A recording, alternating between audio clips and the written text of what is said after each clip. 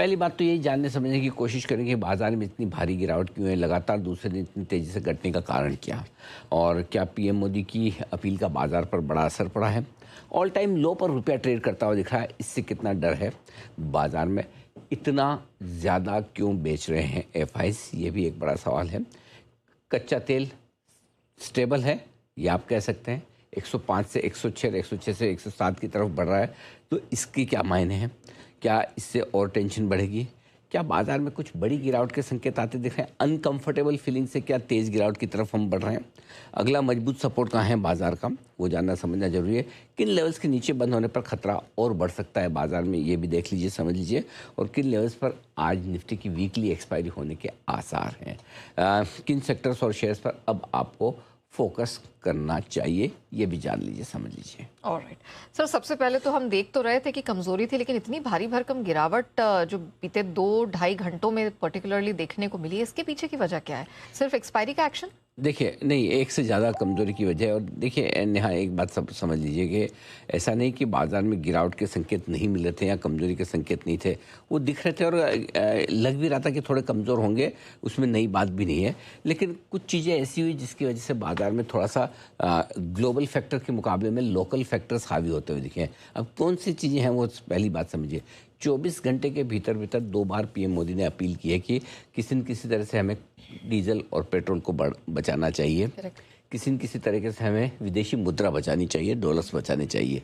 तो दो चीज़ मेन तो डॉलर बचाने पर फोकस है। डॉलर बचाने के लिए जो भी तरीके हैं, चाहे आप कच्चे तेल का इंपोर्ट कम करें, उसके लिए ज़रूरी है कि हम इस्तेमाल कम करें पेट्रोल डीजल का, विदेशी यात्राएं कम करें, ब्रांडेड सामान इंपोर्ट कम करके मंगाएं, वगैरह वगैरह सारी चीज़ें जो चल रही है वो सारे हैं। सोना इंपोर्ट बंद कर दें 1 साल के लिए, ये सारी चीज़ें, इससे थोड़ा सा डर और सावधानी का माहौल बनता हुआ दिखा है कि अगर प्रधानमंत्री एक ही दिन में 2 बार कहकर आपको ये कह रहे हैं तो फिर इसका मतलब ज़रूर कहीं न कहीं कुछ न कुछ दिक्कत है। नंबर 1, बाजार को सरकार की तरफ से कोई न कोई बड़ा एक्शन आने की उम्मीद है। ऐसा लग रहा है कि अब वो लगातार 2 बार बोल रहे हैं। अब ये भी कहा जा रहा है कि अलग अलग मंत्रालय अलग अलग इंडस्ट्री के साथ बातचीत कर रहे हैं, अलग अलग स्टेक होल्डर्स के साथ बात कर रहे हैं कि किस तरह से डॉलर बचाए जाएं।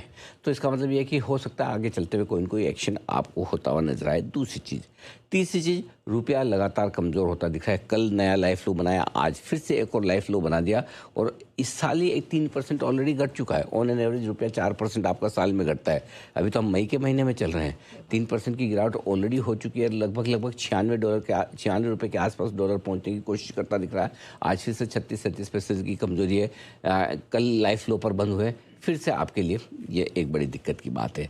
चौथी चीज़ जो बड़ी इंपॉर्टेंट है वो ये है कि एफआईज लगातार बिकवाली करते दिख रहे हैं, और ये तेज़ बिकवाली होती हुई दिख रही है।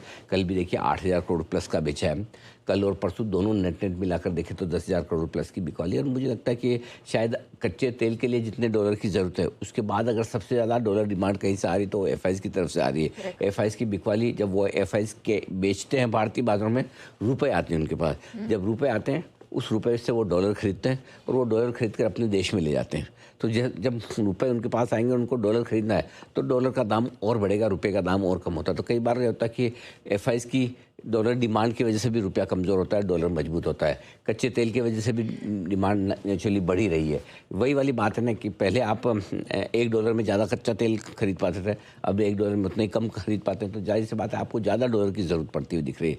सो इसलिए भी एक वो बड़ा दिक्कत है, कच्चा तेल का मजबूत होना, एफआईज की तगड़ी बिकवाली। एफआईज के बाद ये कच्चा तेल देखिए, नेचुरली जो कच्चा तेल आपको $60 में मिल रहा था, अब $110 में मिल रहा है। तो दिक्कत तो है ही, लगभग दुगने पैसे आपको देने पड़ रहे हैं उसी चीज़ के, तो डबल डॉलर आपको ज़रूरत पड़ रही है वही चीज़ के लिए।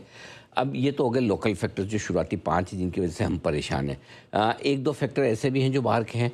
ईरान और अमेरिका दोनों के बीच में डील जल्द होने के कोई संकेत दिख नहीं रहे हैं। दोनों एक दूसरे को नाप तोल रहे हैं कि कौन पहले झुकता है, क्योंकि दोनों ने अपने अपने हिसाब से क्या है। अब दोनों ने एक डिसाइड कर लिया कि देखिए हम क्या करेंगे, हम ज़्यादा से ज़्यादा बम थोड़ा गिराना होगा, एक आध मिसाइल मारनी होगी, एक आध बोट पर हमला करना होगा, तो आपस में एक दूसरे के करेंगे।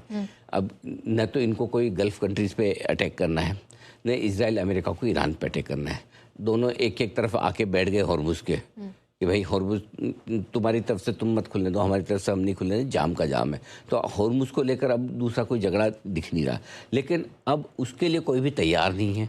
जो अमेरिका चाहता है वो ईरान करने को तैयार नहीं, जो ईरान चाहता है वो अमेरिका करने को तैयार नहीं। तो ऐसे में वो कहते हैं कि युद्ध ज़्यादा लंबे समय तक चले और क्रूड हायर फॉर लॉन्गर, लंबे समय तक क्रूड के दाम ऊँचे बने रहे, ये दिक्कत आ रही है जो जिस पर हम रिएक्शन दे रहे हैं। इंटरेस्टिंग बात यहाँ ये है कि अब तक ग्लोबल मार्केट्स का रिएक्शन काफ़ी ठंडा है। ऐसा नहीं कि बाकी ग्लोबल मार्केट्स में पैनिक हो कि कच्चा तेल 106 हो गया।